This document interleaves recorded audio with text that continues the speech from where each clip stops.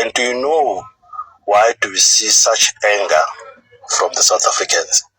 It is because we have abantu abafundile, the so-called think tankers, who will sit behind lavish offices, sit behind warm and or cool air conditioners, saying things that they don't know about, because when they are educated, they will call people who are angry, people who are fighting for their country, stupid, foolish, uneducated, ill-informed, misinformed. As being realistic, guys.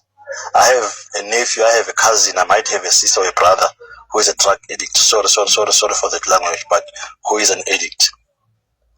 We should not try to justify ukuthi imali bayithatha kuphi.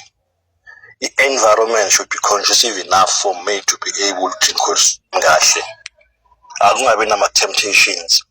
And I'm in South Africa, kumele ngiphile within the confinement law. That being said, the government memele ukuthi if umntanami aka respect, if umntanami unruly, that's my job. But it's not my job to prevent umntanami ukuthi angabhemile izinto outside of the street, because that's not my boundary. That's not my jurisdiction.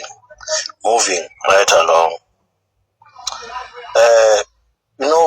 Kuba ngathi kuholdwa kunembeza wethu at ransom all the time as black South Africans. We are told ukuthi other African countries asilekelela ukuthi sithole inkululeko and stuff like that.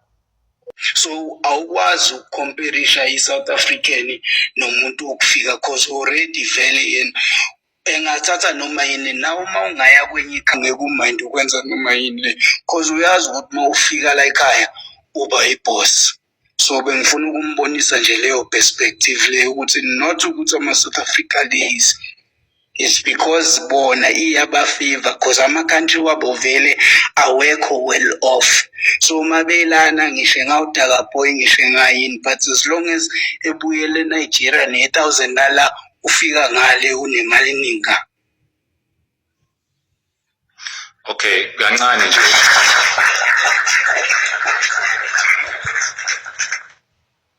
Ngiyakuzwa uyise sakabaleke. Ngiyakuzwa futhi wami. Le point olivezile futhi nalo kuyiqiniso futhi lokho ene kuhle kakhulu. Nangendlela ukubeke ngayo ngicabanga ukuthi wonke umuntu ukhonile ukuzwa understand. So ake siyekele indaba ye-currency.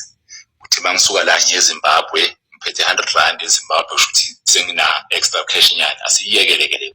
Ake sikhulume nje leyo umsebenzi straight, because mina as a South African mawuzothi mina angizoba ugarden boy kuwe, like permanently garden boy mhlambe 3 days a week or 2 days a week ngisebenza kakho, or every day ngiza kakho as a garden boy.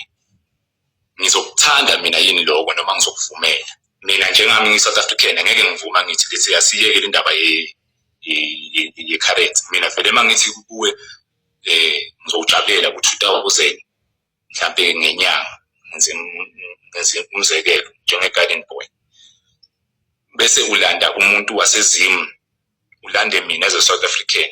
Mina ngasebenza inyanga eyi-1 ngiyekele lapho as a garden boy, but lo muntu lo waseZim angasebenza until aze abe balanced esikhwanyeni sakhe ukuthi sangahamba ayokwenza ibusiness lakhe, because the main thing yalabantu is to get cash and start a business. Bonke bangathi business.